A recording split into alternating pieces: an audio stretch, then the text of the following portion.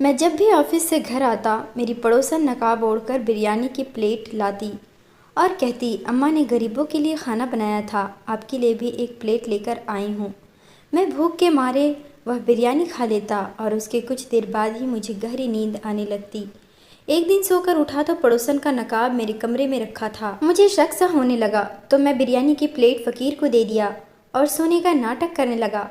कुछ ही देर में मेरे कमरे में वह आई थी और फिर मैं एक पुलिस ऑफिसर था। यह बात उन दिनों की है जब मेरी ड्यूटी एक गांव में लगी थी। यहाँ पर मेरा कोई जान पहचान का नहीं था। मैं रहने के लिए घर ढूंढ रहा था क्योंकि मैं गांव में रहकर ज़िंदगी नहीं गुजार सकता था। सर्दियों के दिन थे। एक कमरे और छोटे से आंगन का मकान मुझे एक पुराने से इलाके में मिल भी गया था। मैं बस ज़रूरत का ही सामान घर पे रखा था। पूरा दिन मेरा पुलिस स्टेशन में गुजरता था या फिर ड्यूटी पर। मुझे ना ढंग से खाने पीने का होश था और ना ही मेरे खाने की कोई रूटीन थी। कभी दिन में भाग दौड़ लग जाती तो कभी रात को। एक दिन घर में दाखिल हुआ तो भूख की तेज़ी से मुझे चक्कर से आ रहे थे। मैं जल्दी से किचन में गया लेकिन वहाँ पर बस अंडा और प्याज ही मौजूद थे।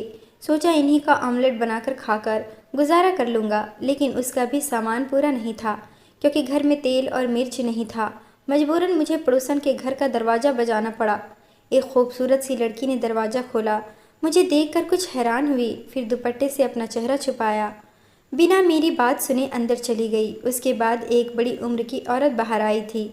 मुझे देखकर माथे पर बल चढ़ाई, पूछने लगी कि कौन हो। मैंने कहा मैं बराबर वाले घर में शिफ्ट हुआ हूँ और मुझे तेल और मिर्च चाहिए। मेरी बात पर उसने एक अजीब सी नज़र मेरे ऊपर डाली थी। मुझे सर से लेकर पैर तक घूरा था।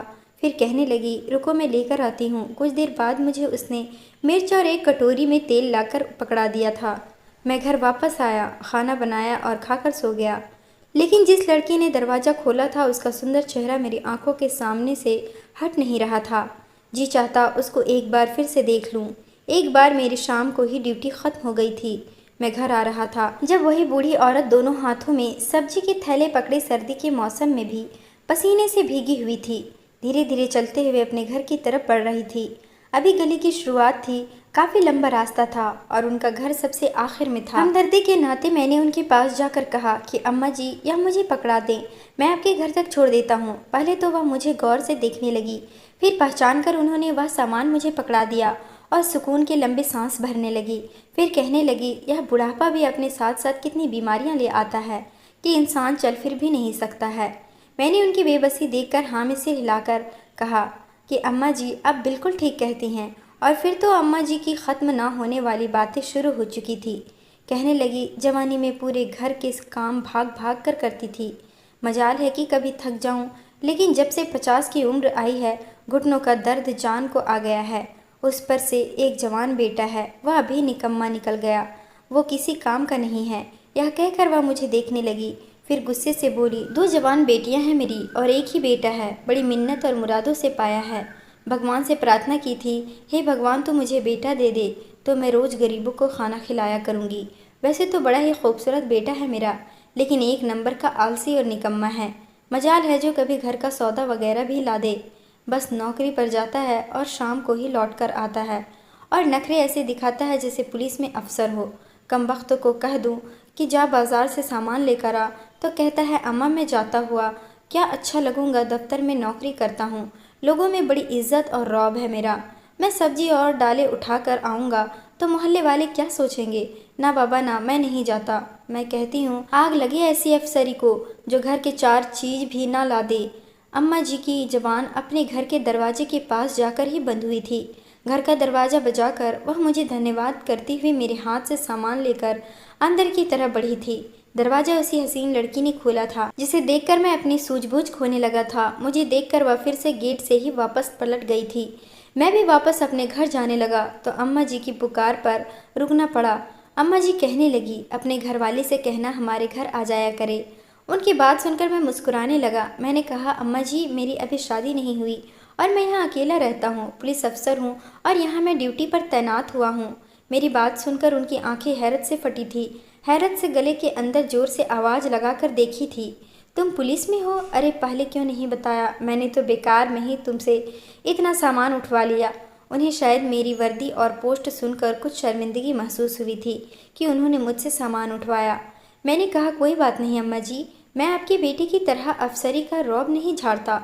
और भी कोई काम हो तो मुझे बता दीजिएगा। मैं यह कहकर घर आ गया। उसके बाद रात को खाने में एक प्लेट बिरयानी की भर कर एक लड़का मुझे देने आ गया। कहने लगा, अम्मा जी ने भेजी है और रात का खाना हमारे घर से आपको आ जाया करेगा। आप अपने लिए घर पर कुछ मत बनाना। वह लड़का उम्र में मुझसे काफ़ी छोटा था, लेकिन काफ़ी चंचल मिजाज का था।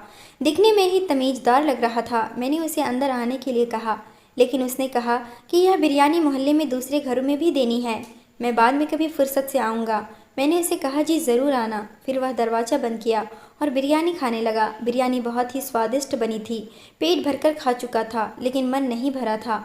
ऊपर से उस हसीन लड़की का चेहरा आंखों के सामने आने लगा।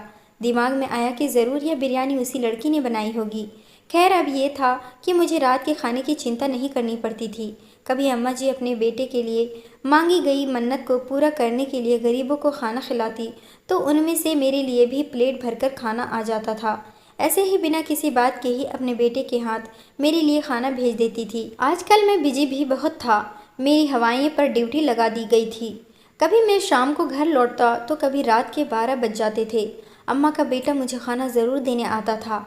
फिर वह मेरे साथ बैठकर बातें भी करता रहता। बड़ा सादा मिजाज का लड़का था। ऑफिस से घर जाकर बाहर कहीं नहीं निकलता था। उसी से मुझे मालूम हुआ कि उसकी बहन बीए कर चुकी है और उससे छोटी भी कॉलेज जाती है।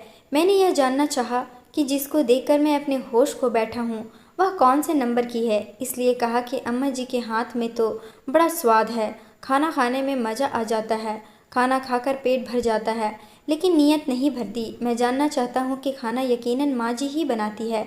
वह लड़का हंसने लगा, कहने लगा कि खाना तो मेरी बड़ी बहन बनाती है, अम्मा तो सिर्फ बातें ही बनाती रहती है। अब तो मेरे दिल में यह उत्सुकता होने लगा था कि जिसके हुस्न पर मेरा दिल मर मिटा था वह कौन सी वाली है, लेकिन अब दिल के हाथों अपनी शराफत को तो पीछे नहीं छोड़ सकता था। फिर वह घराना भी बड़ा ही संस्कारी टाइप का था। अम्मा जी की दोनों बेटियां कभी भी बिना मतलब के बाहर आते जाते मैंने नहीं देखा था। एक बार उनका भाई अपनी जॉब के सिलसिले में दूसरे शहर चला गया। वहाँ उसे तनख्वाह अच्छी मिल रही थी। अम्मा जी भी कुछ बीमार रहने लगी थी। अब मुझे खाना उन दोनों बहनों में से ही कोई एक देने आई थी। बस दरवाजे से ही खाना देती और चली जाती। मेरी बड़ी कोशिश होती थी कि मुझे पता चले कि यह कौन सी लड़की है, क्योंकि अम्मा जी की दोनों बेटियां ही अपने आप को छुपाकर मेरे घर तक आती थी। बड़ी ही चादर में वह अपने आप को छुपाए होती थी और चेहरे पर भी घूंघट किया होता था। मैं समझ नहीं पा रहा था जिस लड़की को देखकर मैं अपना होश खो बैठा था वह कौन सी लड़की है, और वह मुझे अब दिखाई नहीं देती थी। लेकिन बात फिर वही आकर रुक जाती थी कि मैंने पूछताछ करने की कोशिश करता तो यकीनन वह लोग मुझे बुरा समझते, लेकिन मेरी मोहब्बत उस लड़की के लिए रोज़ रोज़ बढ़ने लगी थी। मैंने एक बार अपने दिल के जज्बात का इजहार कागज़ के एक टुकड़े पर लिखकर भी कहा कि उस लड़की के नाम जिसे मैंने पहली बार गेट पर देखा था, और उस रुमाल में वह कागज़ का टुकड़ा रख दिया जो खाने के ऊपर ढककर मुझे दिया जाता था। खाना बड़ी बहन बनाती थी और मुझे भी यही लगता था कि जिस पर मैं दिल हार बैठा हूँ वह बड़ी वाली ही है, क्योंकि छोटी बहन तो अभी पढ़ती थी। जिस लड़की को मैंने देखा था वह उम्र में 24 साल की लड़की थी। मैंने सोचा तो यही था कि अगर लड़की की भी रजामंदी हुई तो मैं अपनी माँ को बुलवाकर रिश्ते की बात आगे बढ़ाऊंगा। उन्हीं दिनों मेरी बड़े अफसर ने एक फाइल दी थी जो उन मुजरिमों की थी जो जेल से भागे थे। आजकल हम इसी मिशन पर काम कर रहे थे। वह फाइल हमारे लिए बहुत इम्पॉर्टेंट थी क्योंकि उसमें उन सब मुजरिमों की तस्वीर और डिटेल मौजूद थी। मेरे घर पर ऐसा कोई था भी नहीं कि फ़ाइल इधर से उधर होती, इसलिए मैंने वह फ़ाइल अपनी अलमारी में रख दी। आज भी मुझे खाना देने एक लड़की आई थी। कौन सी आई थी मुझे नहीं पता। दरवाजे पर ही खाने की ट्रे पकड़ाकर वह पलट गई थी, लेकिन अचानक ही मुड़कर बोली, आपका जवाब इसमें मौजूद है। मैं यह सुनकर हैरान सा हुआ था कि न जाने कहीं मेरी बात उसे बुरी न लग गई हो, क्योंकि लड़की के कहने का अंदाज थोड़ा तीखा सा था। मैं जल्दी से ट्रे टेबल पर रखा, रुमाल उठाकर देखा। गरम गरम बिरयानी से भाप उठ रहा था। मैंने प्लेट उठाकर नीचे देखा तो एक कागज़ का टुकड़ा मौजूद था। मैंने धड़कते दिल के साथ उसे उठाकर पढ़ा। उसमें उस लड़की ने अपनी मोहब्बत का भी इजहार किया था और यह भी कहा था कि मैं अम्मा जी की छोटी बेटी हूँ जो रोज़ खाना देने भी आती हूँ, और उस दिन दरवाज़ा मैंने ही खोला था और आपने मुझे ही देखा था। मुझे तो यकीन ही नहीं आ रहा था। मैं खुश था कि वह लड़की भी मुझे पसंद करती है। एक बार मैं जल्दी ही शाम को लौट आया था, इसलिए खाना लेने खुद उनके घर पर आ गया। दरवाज़ा उसी लड़की ने खोला था जिसने आजकल मेरी नींद दिल का चैन चुराया हुआ था। उसका चेहरा मेरी आंखों में बस गया था। उसे मैं किसी तरह भूल नहीं सकता था। जैसे ही उसकी और मेरी नज़रों का टकराव हुआ था, वह मुझे देखकर मुस्कुराई भी थी।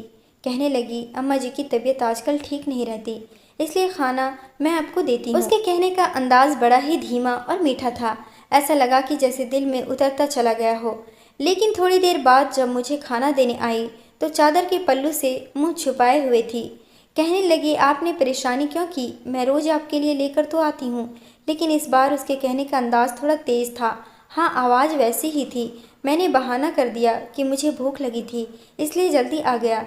खाने की ट्रे मुझे देते हुए वह धीरे से बोली कि इसमें मेरा फ़ोन नंबर मौजूद है।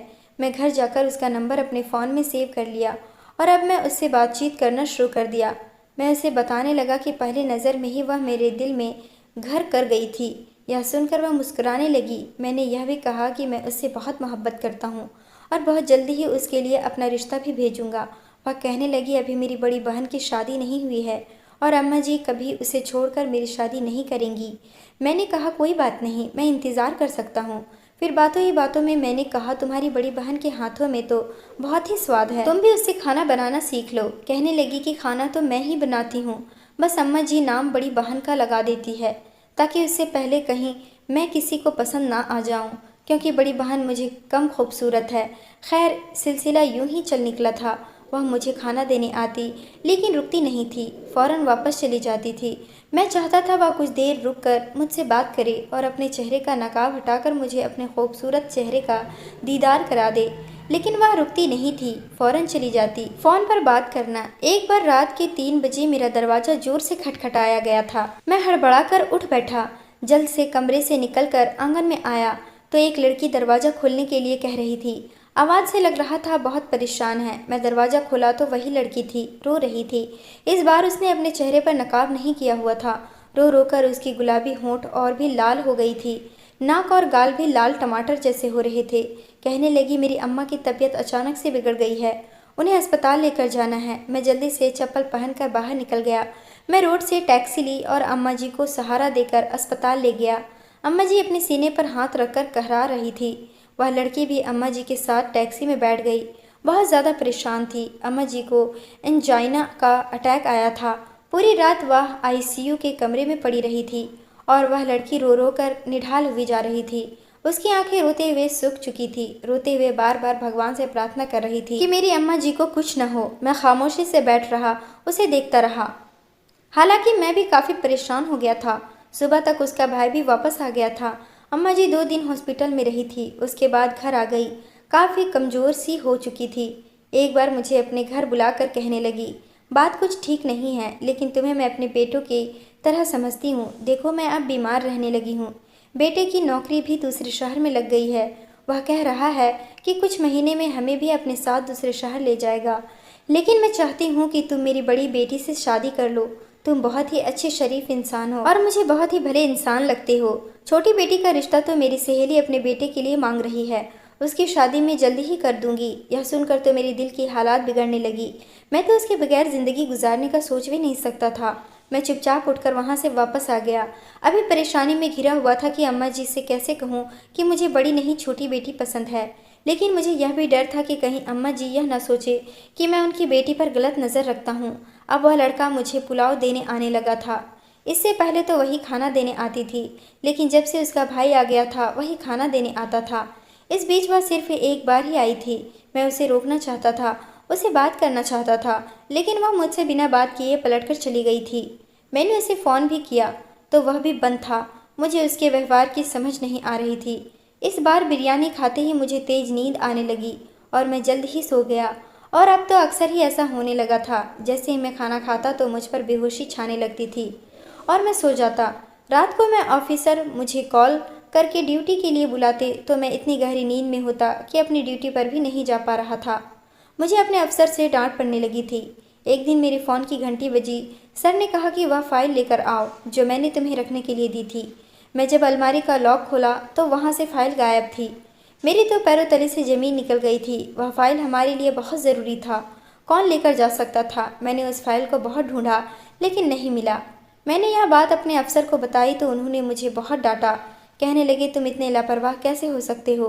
अगर कुछ दिन में वह फाइल तुमने वापस नहीं दी तो तुम भी मुजरिम कहलाए जाओगे, तुम्हें जेल भी हो सकती है। मैं तो बुरी तरह से घबरा गया था। मैं घर आया अच्छा खासा परेशान था। खाना खाने के बाद सारा घर फिर से छान चुका था, लेकिन फाइल कहीं भी नहीं मिल रही थी। मेरी नौकरी तो एक तरफ, मेरी इज्जत के भी लाले पड़ गए थे। पहले तो मुझे यह समझ नहीं आ रहा था कि मैंने गलती कहाँ की है। मुझे याद आने लगा कि आजकल बराबर घर के खाना खाते ही मुझे नींद आने लगती है, लेकिन यह ख्याल भी मुझे खाना खाने के बाद ही आया था। इस बार मैं जागने की बेहद कोशिश कर रहा था, लेकिन नींद बहुत तेज आने लगी थी और मैं बेबसी से सो गया। जब सुबह आंख खुली तो एक काले रंग की चादर मेरे बेड पर मौजूद थी और अलमारी के दरवाज़ा भी खुला था। मेरा सामान भी उलट पुलट था। मेरे लिए यह बात और भी ज़्यादा परेशान कर देने वाली थी कि अगर मुझे नशे वाली कोई चीज़ खिलाई जा रही थी तो बराबर वाली अम्मा जी के घर से ही खिलाई जा रही थी, जिन्हें मैं अच्छी तरह जानता था। उनका बेटा सीधा साधा शरीफ लड़का था, उसे मुझसे कोई मतलब नहीं था और वह दोनों लड़कियां तो बिल्कुल घरेलू सी थी। लेकिन जो निशानियां मुझे मिल रही थी वह उन्हीं पर शक डाल रही थी। मुझे हर कीमत पर वह फाइल चाहिए थी। मैंने उस दिन खाना नहीं खाया और फ़कीर को दे दिया और ख़ुद नाटक करते हुए सो गया कि तभी मेरे कमरे का दरवाज़ा खुला और वही लड़की मेरे सामने खड़ी थी। आज भी उसने घूंघट नहीं पहन रखा था। मेरे तो होश उड़ गए थे। मुझे देखकर वह घबरा गई, कहने लगी आप बीमार हैं, अब कैसी तबीयत है आपकी। मुझे होश में देखकर अब वह बहाने बना रही थी। दिल के हाथों बहुत जोर की चोट खाई थी, लेकिन अब कोई शक नहीं रहा था। मैं खड़ा हो गया। मैंने कहा तुम रात के समय मेरी खैरियत पूछने आई हो। यह समय है किसी शरीफ लड़की का घर से निकलने का। मैंने एक गलत लड़की को चुना। तुम मोहब्बत के काबिल ही नहीं हो। मैंने उस लड़की का हाथ पकड़ा और वह काली चादर उठाई और उसको खींचते हुए घर से बाहर ले जाकर अम्मा जी का दरवाज़ा खटखटा दिया। वह लड़की बुरी तरह से घबरा गई, कहने लगी मैं छत से आपके घर आई थी, मुझे पता चला कि आप बीमार हैं, इसलिए मुझसे रहा नहीं गया। मुझे घर लेकर मत जाएं, मैं बदनाम हो जाऊंगी। मेरी माँ मेरे बारे में क्या सोचेगी। मुझे उसकी किसी बात पर भरोसा नहीं रहा था। कौन सी चाल चल रही थी वह मेरे साथ। दरवाज़ा उसके भाई ने खोला था। मुझे अपनी बहन के साथ देखकर उसकी आंखें गुस्से से लाल हुई थी। मैंने उस लड़के के गुस्से की परवाह किए बिना उसे अंदर धकेला और ख़ुद भी अंदर आ गया और दरवाज़ा बंद कर दिया। मैंने उस लड़की का बाजू भी छोड़ दिया था। फिर मैं चिल्लाकर उस लड़के से बोला तुम्हारी बहन बदकिरदार है, इस वक्त छत से मेरे घर आई थी, मुझे खाने में नशीली दवा देती है, मेरे घर के सामान भी चोरी करती है और मेरे साथ भी पता नहीं। यह कहकर मैं चुप हो गया था। फिर मैंने कहा यह देखो इसकी काली चादर, यह कल मेरे कमरे में मौजूद थी। उस लड़के को यह सब सुनकर गुस्सा 7वें आसमान पर पहुंचा था। मेरे चिल्लाने से अम्मा जी और उसकी दूसरी बहन भी बाहर निकल आई थी। दूसरी लड़की को मैं आज पहली बार देख रहा था। वह वाकई उससे कम खूबसूरत थी। मुझे देखकर अम्मा जी मेरे पास आ गई, कहने लगी बेटा तुम क्यों मेरी इतनी मासूम और भली बेटी पर घटिया इल्ज़ाम लगाते हो। मैंने उन्हें वह चादर दिखाई जो वह पहनकर मुझे खाना देने आई थी। फिर सारी हकीकत भी बताई। फिर मैंने यह भी कहा कि मेरे बहुत ही ज़रूरी फ़ाइल मेरे घर से चोरी हुई है, मुझे इस लड़के के कमरे की तलाशी लेनी है। वह लड़की लगातार रोई जा रही थी। मुझे उस लड़की ने किसी बात से मना नहीं किया था, बस अपनी बहन को गुस्से से देख रहा था जो ना में सर हिला रही थी और अपनी बेगुनाही बता रही थी। मैंने उस लड़की की अलमारी उलट पुलट कर रख दी और मुझे मेरी फ़ाइल मिल गई। मैंने वह फ़ाइल सबको दिखाई। मैंने कहा यह किसी मुजरिमों की गिरोह में शामिल है, तभी उसने यह फ़ाइल चुराई है। वह बार बार मना करती रही कि उसने कुछ नहीं चुराया। अम्मा जी बेहाल होकर कुर्सी पर बैठ गई। मैंने कहा मैं फ़ोन करके अभी पुलिस को बुलाता हूँ, लेकिन उस लड़के और अम्मा जी ने मुझे कस्में और वादे देकर उनकी इज्जत का कहकर रोक लिया था कि उनकी इज्जत का जनाजा निकल जाएगा। मुझे इस वक्त सिर्फ अम्मा जी का ख्याल आया था, इसलिए मैं अपनी फ़ाइल लेकर चला गया। अगले रोज़ वह लोग घर छोड़कर जा चुके थे। मेरी नौकरी भी बच गई थी। मैं अफसर से यही कहा कि मेरे घर में कहीं फ़ाइल रखी थी और मैं रख कर भूल गया था, बात ख़त्म हो गई थी। मुझे उस बात का बहुत अफसोस हुआ था। माँ की और उसके परिवार वाले कहाँ गए थे मुझे कुछ पता नहीं और इसी तरह 5 साल बीत गए और मैंने शादी भी कर ली थी। लेकिन मेरी ज़िंदगी में एक भयानक हादसा हुआ था कि एक्सीडेंट में मेरी पत्नी मुझे और मेरी बेटी को छोड़कर इस दुनिया से जा चुकी थी और अब मैं अपनी बेटी के साथ अकेला ही रहता हूँ।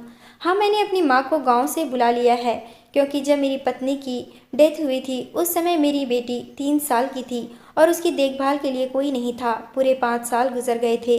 शादी भी कर ली थी, बेटी भी हो गई थी, लेकिन पता नहीं क्यों वह चेहरा आंखों से ओझल नहीं होता था। जब भी आंखें बंद करता उस लड़की का वह मासूम सा चेहरा मेरी आंखों के सामने आ जाता था। दिल कहता कि वह बेकसूर थी, लेकिन दिमाग कहता वह ज़रूर कोई शातिर मुजरिम थी। लेकिन उस दिल का क्या करता जिसमें उसकी मोहब्बत अभी दबी हुई थी। आज मेरी उम्र 35 साल हो चुकी है, मेरी बेटी 10 साल की हो चुकी है। मैंने दोबारा शादी का नहीं सोचा। पहली शादी ही मेरी माँ ने ज़बरदस्ती कर दी थी, लेकिन अब मैं शादी के बारे में सोच भी नहीं सकता था। इस बार मेरी ड्यूटी नैनीताल में लगी थी और वहीं मुझे वह लड़का भी मिला था। उस लड़की की भी शादी हो चुकी थी। अब यह बात इतनी पुरानी हो चुकी थी कि मैं उसे देखकर मुंह नहीं बनाया था, बल्कि बहुत ही खुशी से उसे मिला था। वह भी मुस्कुराने लगा। मैंने उससे पूछा तो कहने लगा, माँ जी का तो 2 महीने बाद ही देहांत हो गया था। फिर कहने लगा कि मेरी छोटी बहन की शादी अम्मा जी की सहेली के बेटे से पहले से ही तय थी और उसी से हो गई है। लेकिन मेरी बड़ी बहन ने शादी नहीं की है और ना ही शादी करने का इरादा है। छोटी बहन का सुनकर मेरे दिल में नफरत के जज्बात उभरने लगे। मेरे साथ उसने कितने खेल खेले थे, मोहब्बत का भी और मेरी बर्बादी का भी। इससे पहले कि मैं उस लड़के से वापसी की इजाज़त मांगता, पीछे से आती हुई उस लड़की को देखकर मेरे कदम जैसे जम गए थे। वह लड़की अपने भाई को पुकार रही थी। मुझे देखकर उसका शब्द मुंह में ही रह गए थे। सादे से कपड़ों में भी वह अब भी कयामत का हुस्न रखती थी और मेरे दिल को अंदर तक हिला गई थी। फिर मैंने सोचा उसका पति भी वहां आया होगा। वह लड़की मुझे देखकर गुस्से से अपना मुंह फेर गई थी। मैंने जाने की अनुमति मांगी और पलट गया। मुझे खुद पर गुस्सा आने लगा कि मैं अब तक उसकी मोहब्बत में क्यों गिरफ्तार हूँ। कि तभी उस लड़की ने अपनी बहन को दीदी कहकर पुकारा था। मैंने कहा, दीदी, क्या यह इसकी छोटी बहन नहीं है? मैं अचानक ही पलटा था। वह लड़का उसे दीदी कहकर बात कर रहा था और मेरे होश उड़ गए थे। अगर यह बड़ी बहन थी तो फिर वह कौन थी जो उसका हवाला देकर मुझसे बात करती रही थी? मुझे उस लड़की की बातें याद आने लगी। सारी कहानी अब मेरी समझ में आ गई थी। सब कड़ियाँ मिलती चली गई थी। खेल इस लड़की ने मेरे साथ नहीं खेला था, बल्कि उसकी छोटी बहन ने हम दोनों के साथ खेला था। ऐसे बहुत से केस मैंने सुन रखे थे जहाँ एक बहन दूसरे बहन की खूबसूरती से जलस होकर उसकी राहें बदल देती हैं, उसकी ज़िंदगी बर्बाद कर देती हैं। फिर मुझे वह दिन याद आने लगा जिस दिन मैं फ़ाइल लेकर घर आया था और इस समय वह भी मेरे लिए खाना लेकर आई थी। वह मुझसे पूछने लगी, यह क्या है? मैंने कहा, यह बहुत ही खास फाइल है, इसमें मुजरिमों की तस्वीरें हैं। वह कहने लगी, मुझे मुजरिम देखने का बहुत शौक है। मैंने उस फाइल के मुजरिमों की तस्वीर दिखा दिया। वह खुद को छुपा कर ही आती थी, यहाँ तक कि मुझे सिर्फ उसकी आंखें ही दिखाई देती थी। और यह बात मेरे लिए कोई बड़ी नहीं थी, लेकिन शायद उसे यह पता चल गया था कि यह फाइल मेरे लिए बहुत ही ज़रूरी है। इसलिए वह मुझे नशे की दवा खाने में मिलाकर देने लगी और फाइल उसने मेरे कमरे से चुरा कर अपनी बहन की अलमारी में छुपा दी और उसी की काली चादर मेरे कमरे में छोड़ दी ताकि मेरा शक उसकी बहन पर चला जाए। सारा किस्सा मैं समझ गया था। मैं जिससे मोहब्बत करता था वह छोटी नहीं बल्कि बड़ी वाली बहन थी और उस छोटी वाली लड़की को भी पता चल गया था कि मैं उसकी बड़ी बहन से मोहब्बत करता हूँ और यह बात उसे गवारा नहीं हुई थी। इसलिए उसने मुझे और अपनी बहन की राहें अलग कर दी थी और मुझे उससे मिलने नहीं दिया था। मेरे दिल में दबी मोहब्बत फिर से तड़प उठी थी। मेरा जी चाहा काश एक बार उस लड़की से बात कर लेता, उसकी बात सुन लेता। उसकी आंखों में उस समय कितने आंसू बह रहे थे। मैंने उसकी आंखों में अपने लिए मोहब्बत देखी थी। शायद वह भी मुझे चाहती थी, इसलिए उसकी बहन ने उसे यह झूठ कहा होगा कि मैं बहुत बीमार हूँ और उसे रहा नहीं गया होगा, इसलिए वह मुझे देखने आ गई थी। मेरा दिल तड़प रहा था, मेरी आंखों से आंसू बहने लगे थे। लेकिन अब शायद वह मुझसे नफरत करती है, क्योंकि जब उसकी और मेरी नज़रों का टकराव हुआ था तो उसकी आंखों में मेरे लिए बेतहाशा नफरत भरी हुई थी। शायद वह मुझे अपनी माँ का कातिल मानती होगी। उसे मेरी वजह से ही उसे अपना घर बार छोड़कर दूसरे शहर आना पड़ा था। मेरी वजह से ही उसके चरित्र पर कीचड़ उछाला गया था। अपने माँ और अपने भाई की नज़रों में गिर गई थी। फिर वह कैसे अब मुझसे मोहब्बत कर सकती थी? वह मुझ पर एक नफरत की नज़र डालकर जा चुकी थी और मैं उसे जाता हुआ देख रहा था। जी चाहा दौड़कर उससे लिपट जाऊं और उसे अपनी मोहब्बत का विश्वास दिलाऊं कि मैं तुमसे बेइंतहा मोहब्बत करता हूं। तुम अभी मेरे दिल में कहीं बसी हुई हो। मैं तुम्हारे बिना नहीं रह सकता। लेकिन समय का पहिया काफ़ी आगे बढ़ चुका था। चाह कर भी मैं अपने कदम उसकी तरफ बढ़ा नहीं पा रहा था और वह मेरी आंखों से धीरे धीरे ओझल होती चली जा रही थी। मैं घर आया तो मैं खुद को कमरे में बंद कर लिया था। पूरी रात मेरे आंखों से आंसू बहते रहे। मैं चाहकर भी अपने आंसुओं को रोक नहीं पा रहा था। रोते रोते मेरी आंखें लाल हो गई थी। सुबह उठा तो मेरी माँ मेरे हालात देखकर परेशान हुई थी।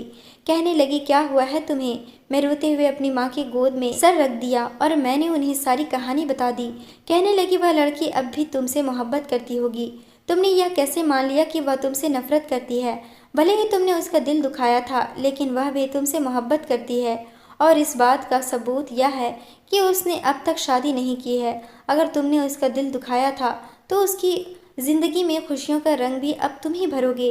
अपनी माँ की बात सुनकर मैं अपनी माँ की तरफ देखने लगा। दिल धड़क उठा था यह सोचकर कि वह मुझे अब भी मोहब्बत करती है।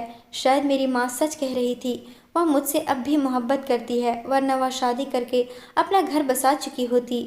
मेरी माँ ने कहा, मुझे उसका घर का पता दो, मैं उसे अपनी बहू बनाकर लाऊंगी और हम दोनों मिलकर उसकी ज़िंदगी में खुशियों के रंग भर देंगे। इतने साल उसने जिस दर्द से गुजारे हैं उन सब की भरपाई कर देंगे। मेरे दिल को एक सुकून आ गया था। मैंने उसके घर का एड्रेस माँ के हाथ में थमा दिया जो उसके भाई ने मुझे दिया था, यह कहकर कि कभी हमारे घर चाय पर आना, और सुकून से आंखें बंद करके अपनी माँ की गोद में लेट गया था। जिंदगी की आने वाली खुशियों को सोचकर मेरे चेहरे पर खुद ब खुद मुस्कुराहट फैल गई थी। देर से ही सही, लेकिन मेरा महबूब मुझे मिलने वाला था और मुझे विश्वास था कि वह इनकार नहीं करेगी। दोस्तों, वीडियो कैसा लगा कमेंट करके ज़रूर बताएं। वीडियो को लाइक और चैनल को सब्सक्राइब ज़रूर कर देना।